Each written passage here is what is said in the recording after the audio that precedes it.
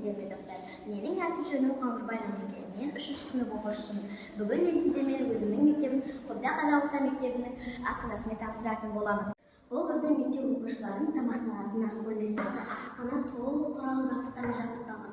Bir mezgilde 223 оқушы тамақтанады. Ас адамның арқауы дейді халық даналығы. Соның ішіне жас буын балалардың құнарлы дұрыс тамақтануы басты назарда болуы шарт. Мектеп оқушыларының дұрыс тамақтануы оқушының жан-жақты дамуына маңызы зор. Мектебімізде оқушылар денсаулыққа зиян келтіретін тағамдар, яғни бургер, қытырлақ чипсы, газды сусындар, қуырылған фрит тұтынбаймыз.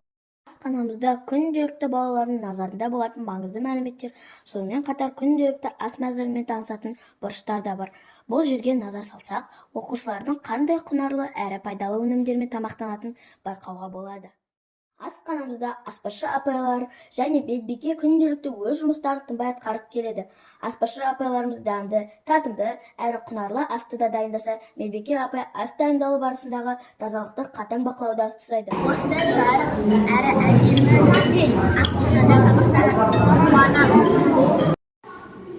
Достар, келесі кезекте мен сіздермен қыз балаларға арналған ас бөлмесіне таныстыратын боламын.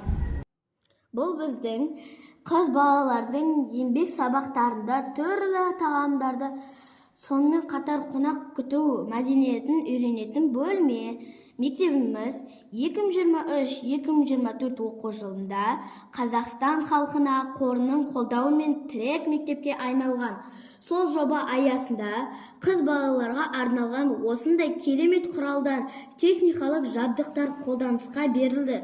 Ал мына жерде сіздер оқушылардың жұмысын көркем еңбек сабағының үзіндісін көре аласыз. Рахмет.